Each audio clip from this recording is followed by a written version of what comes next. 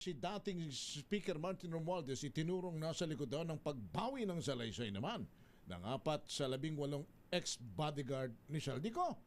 Yan ay babalita ni Val Gonzalez, RH number 5. Val.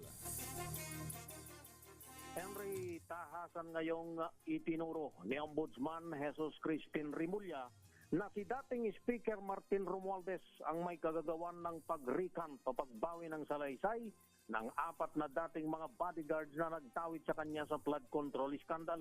Sa press briefing sa Office of the Ombudsman, tanong ni Rimulya, sino pa bang makikinabang sa pag-recant ng mga testigo?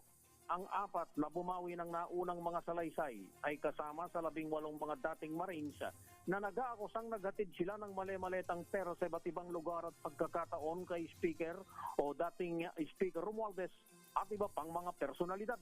Narito si Ombudsman Rimulya. Makikita mo talaga how desperate that camp is to take away the witnesses against them because we have built a solid case already. Sir, just to clarify, you're saying po na posible na ang kampo po ni Martin Romualdez ang nasa likod sa pag-recant? Siyempre. Sino pa? Sino pa ibang nakikinabang dyan pag nag-recant yan? O, di ba? O.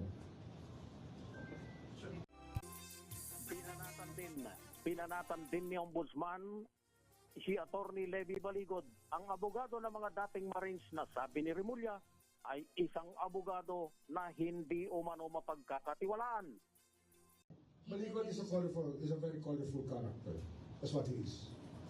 I mean, from the PDAF days, you do your research on what Mr. Baligod did during the PDAF cases of Napoles.